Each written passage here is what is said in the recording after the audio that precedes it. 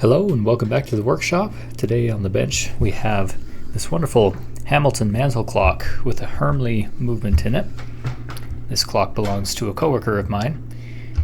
We'll jump right into the disassembly, taking off the dial and the hands. You can see the dials starting to fall off. There are several brass nails that hold this dial onto the case, and the majority of those have fallen off. We'll start just by loosening up and taking off the hand nut here.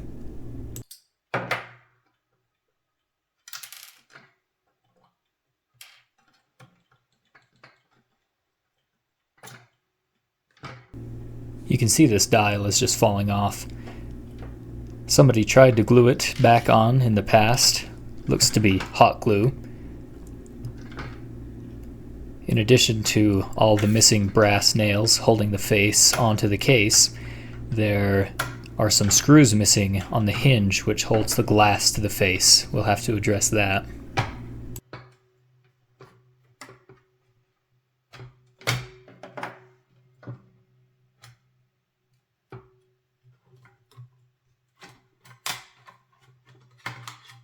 The bezel and glass just separated from the face because of those missing screws.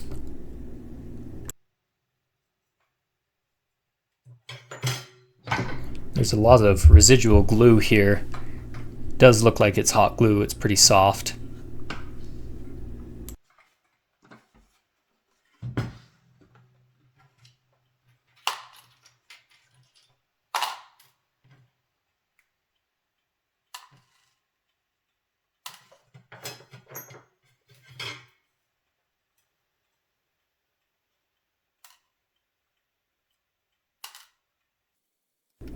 We can now start taking the movement out of the case, and for these particular tombstone style of cases, it's very difficult.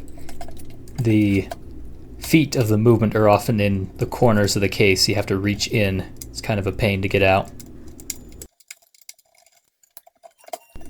There we are. There's the movement out of the case. This is a Hermle 340020 movement made in 1974. It actually is a jeweled movement. You don't often see jeweled clock movements, but because this has a free floating balance, what they call it, it has two jewels on the top and bottom where the wire runs through the balance. We can let down the mainsprings now.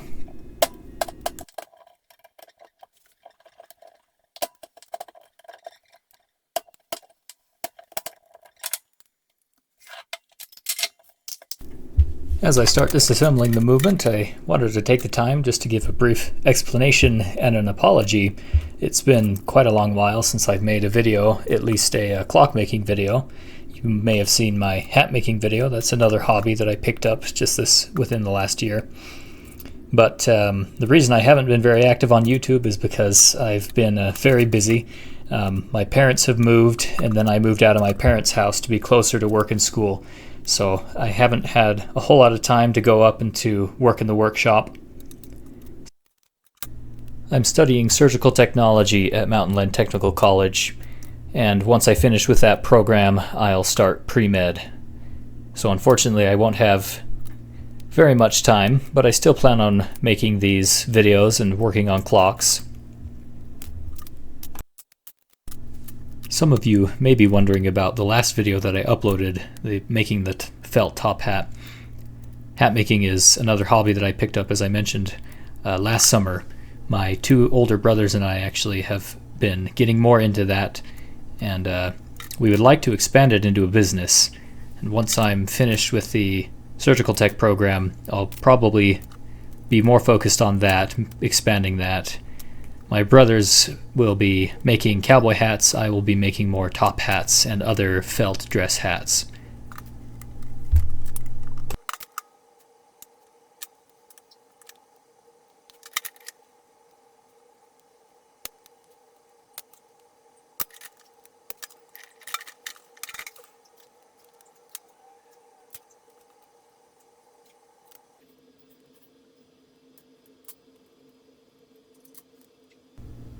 We're just about finished with the disassembly of this movement. Those levers take quite a bit of time to all take off and organize. This movement doesn't appear to have been serviced very recently. There's a lot of old buildup of oil and grease. We'll remove the old mainsprings from the barrel now. We do that by winding them up, sliding a capture sleeve in, and then letting them down. This is quite a nerve-wracking process. These mainsprings can be quite powerful, and in the past I have recorded accidents. Fortunately, I was not injured at all, but they still can cause a bit of anxiety.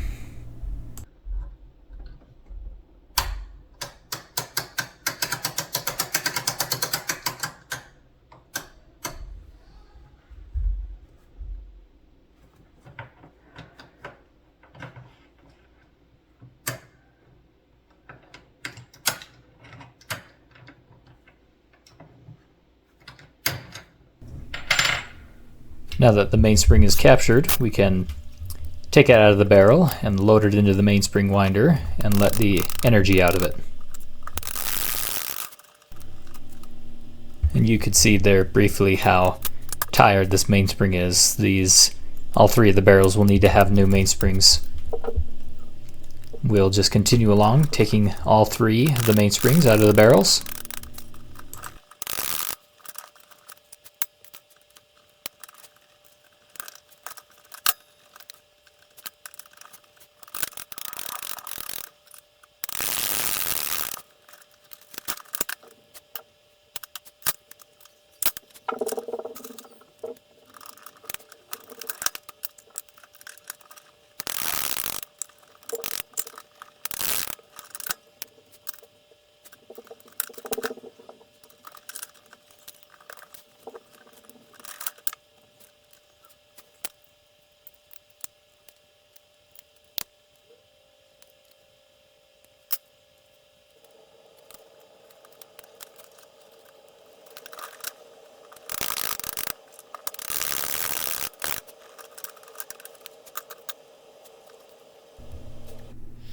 Now that everything is disassembled, we can start cleaning everything. I'll start by loading the chime train into the ultrasonic. In the past, I would load pretty much all the wheels and plates in at the same time. This time I'm just going slowly, basket by basket, keeping things nice and separate. I use a non-ammoniated solution so that it protects the lacquer on these Hermle plates. They have a coating of lacquer on them. But if your temperature is set too high, it'll destroy the lacquer anyway. The balance assembly just gets dipped in denatured alcohol. To finish the cleaning process, we need to peg out each of the pivot holes. And surprisingly, they actually were relatively clean. There was not very many dirty pivots in this one. The ultrasonic did good.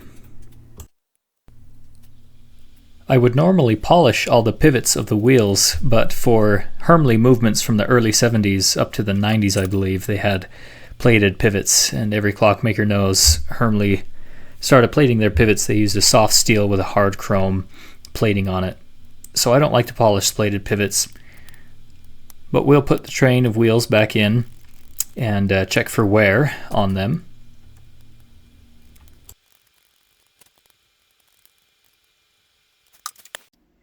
And you can see here this movement has been bushed in the past, but those bushings are already bad. You can see as I rock the pivots back and forth, you can see them moving. I'll only be doing a few pivots in here. Their other ones are not so bad. So it just needs all of those bushings that were done replaced, and then just a few more. We'll start with the easy ones just by knocking out those old bushings, and fortunately it seems like the person who did the bushings in the past used the same bushings as I use, so we can just install a new one. Ream it out to make it the proper size.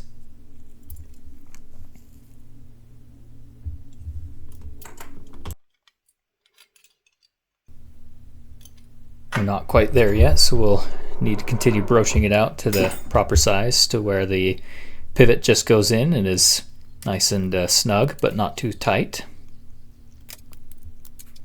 Looks like we got it there. We'll check that the bushings have end shake. which they do, and they spin freely. We'll use a smoothing broach to work harden the inside of that bushing, and a chamfer broach just to get rid of the burr on the very inside edge. Just clean up that hole a little bit. 1 or 2 turns is all it takes. Now for the other bushings, you can see here on the microscope, there's a worn side, and we need to file away at the unworn side so that it is equal to the worn side, so that our center is the same. And looking back on the footage, I probably could have taken more off of it, but for our purposes it'll work just fine. Now that we've found a true center, we can go to the drill press in the garage, and using our reamers we can remount those holes, going half size at a time. It's always best to step when you're drilling a hole.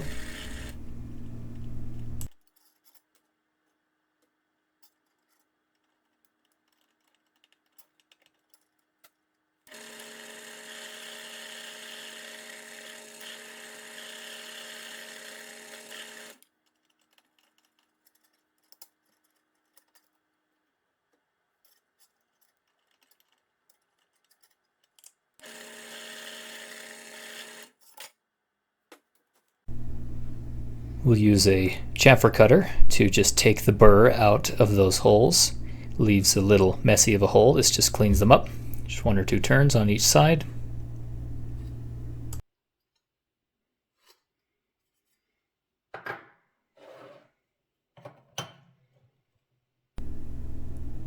The slight chamfer also makes it easier to install the bushing. I've had some people ask me from what side to push the bushing in. It really doesn't matter so long as the bushing is flat, flush against the inside. It's important that it's the inside of the plate, else you might have some end shake problems.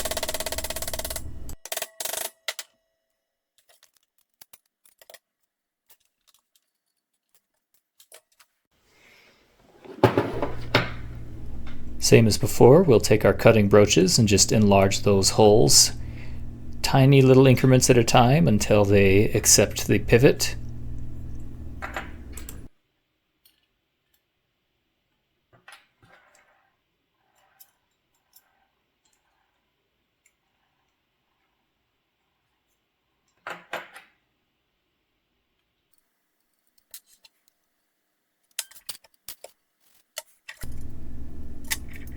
And we'll finish with an oiled smoothing broach.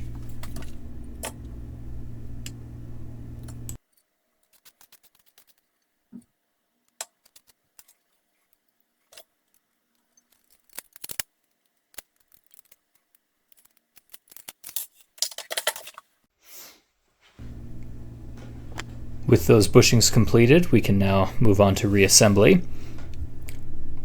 And it's important while reassembling to not only put every wheel in the same place, but also all of the warning wheels with the pins need to be oriented properly, else you won't be timed correctly. Hermle movements are a little bit forgiving. They have screws on some of the cams, but it's important that your gathering pallet is installed properly with your warning pin, or else your strike train will be out of alignment. That's the good noise. Everything's together.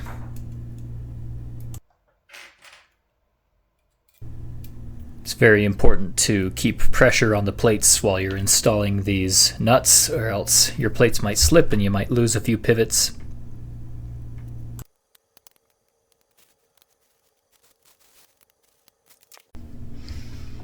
Now is the time to oil the movement. Every pivot just gets a little drop of oil. Careful not to over oil. It seems like everybody does. The pallet fork pivot will actually not be getting any oil. There's a little dust cover instead. Putting oil on this can reduce the amplitude of the balance wheel. We can start reassembling some of the levers now.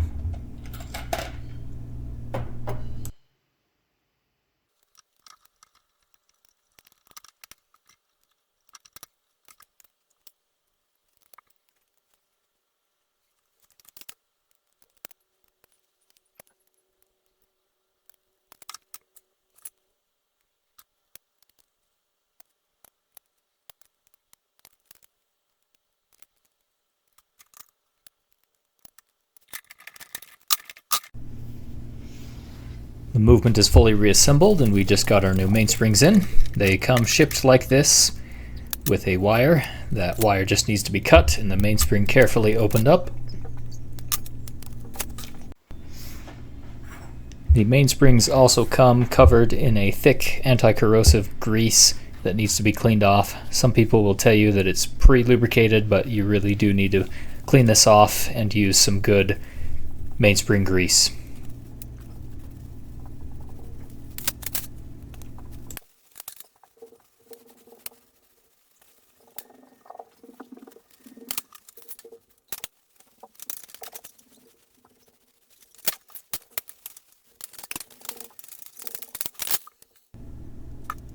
I use Keystone's heavy mainspring grease and just applying it onto a paintbrush and putting a thin layer on the mainspring. It's also important, just like oiling, to not over-grease the mainsprings. Installing the mainsprings back into the barrel is almost the exact same as taking them out, just in reverse. We'll capture the spring, put it in the barrel, and it's very important that that hook actually catches onto the barrel. There we are, nice and captured.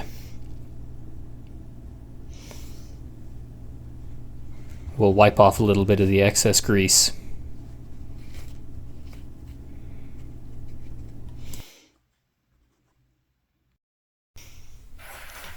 The best way I found to reinstall these arbors is just to have the mainspring down and to push them into the mainspring. Can be kind of tricky, but they go in.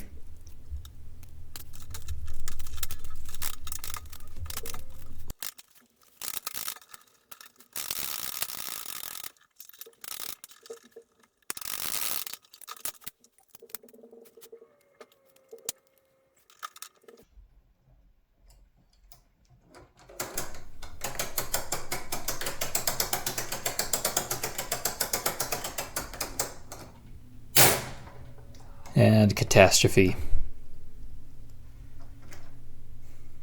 You may remember from one of my previous videos, the exact same thing has happened.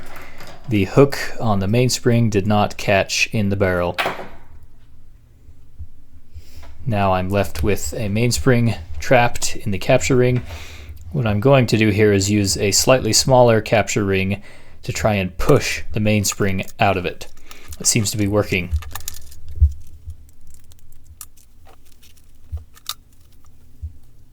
Now I'm just going to pull it out.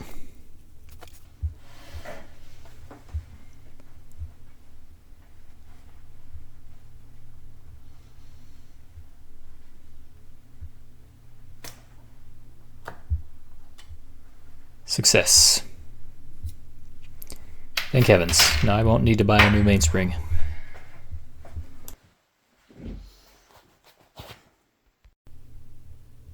I'm very annoyed this happened again, and taking a closer look, you can see that the capture ring that I had is a little bit too big. It's not allowing the hook end of the spring to actually catch.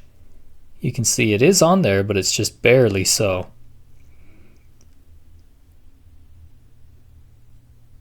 Instead, I've got this smaller capture ring, which allows for a bit more wiggle room of that hook. And once I get this in here,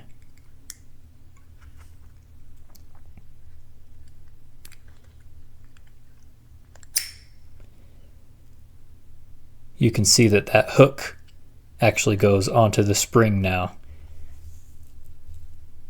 There it is. That's what it should look like. I'm going to very, very carefully wind this up now. I do not want that to happen again.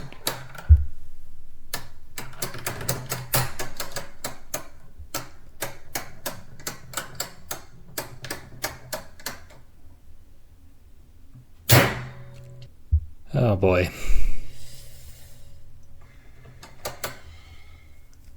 Fortunately, I got lucky. The arbor just slipped on the spring after adjusting the spring.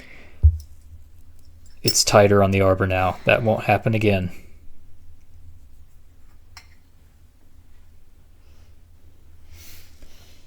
Third time's the charm.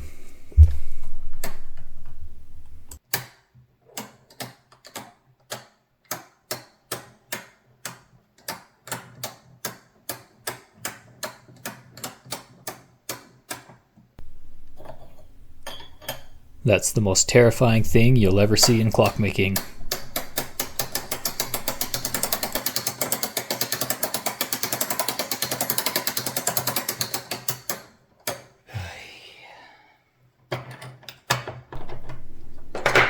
Thank heavens. Now all the springs are safely inside the barrels. What a beautiful sight. To reinstall the barrel caps, what I like to do is just have it in place and using the desk, pop it in.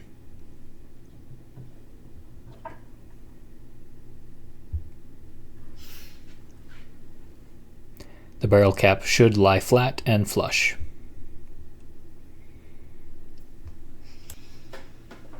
The barrels can actually be installed into the movement now, but first we'll have to take the hammer unit off. This movement has a plastic roller for the hammers, which I do not like to see. I hate it when movements have any sort of plastic in them. It makes the whole movement feel cheap. But I guess anything to save on manufacturing costs. Once those are installed, we can oil that arbor.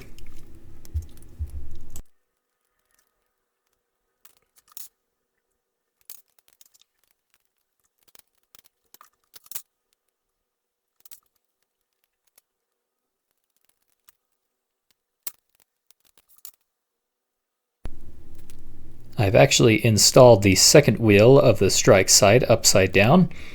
Fortunately, I can just loosen the nuts on either post and open up the plates just a little bit, just enough to get that wheel out, flip it around, and the barrel will just slide right in.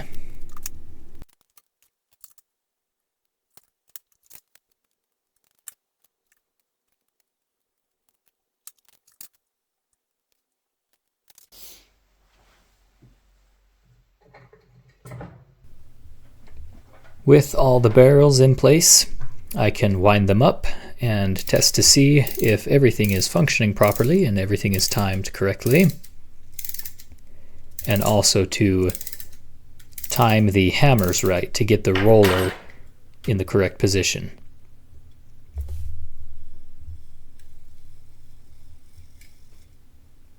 Looks like it needs just a tiny bit of adjusting.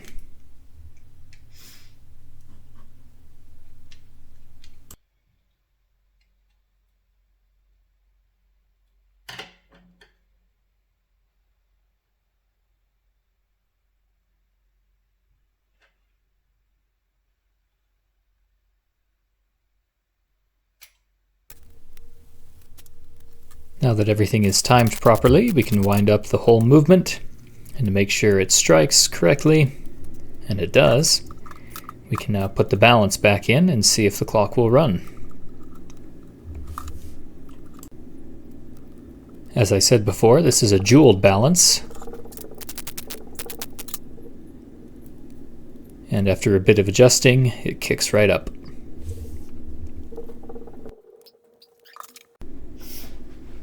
You may remember there's a lot of residual glue on this case. I'm just going to take a razor blade and scrape off as much as I can, being very careful not to damage the finish on the case.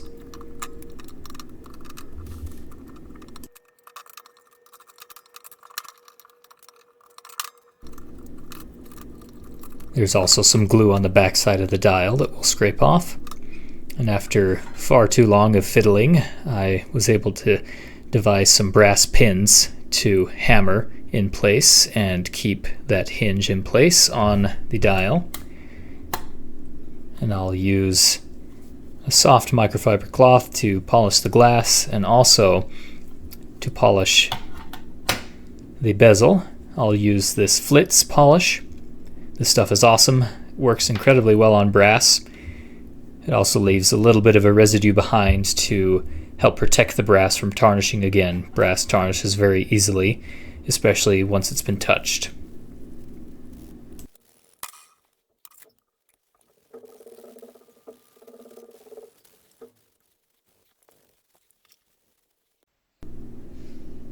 I'm using some brass nails that are slightly larger than the nails that were originally used to hold the dial in.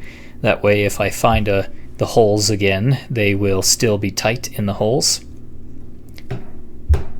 And we'll just go around installing these nails.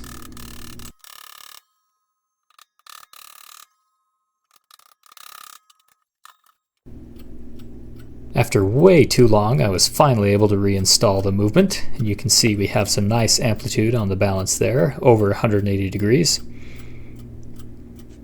You can kind of see what I was talking about in the beginning of the video. Those movement feet are just completely buried on the very bottom inside the case. Very difficult to reach in and put the screw in the hole and get them screwed down.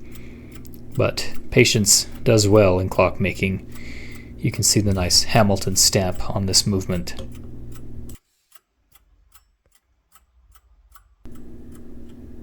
You may notice the hand nut is its original brass gold color. A lot of the time they are either painted or darkened. I like the gold. It works really well with that sunburst dial and the flower decal on it. With that, the clock is completed and everything is finished. We will conclude the video by listening to the 12 o'clock strike of this clock. I hope you've enjoyed watching.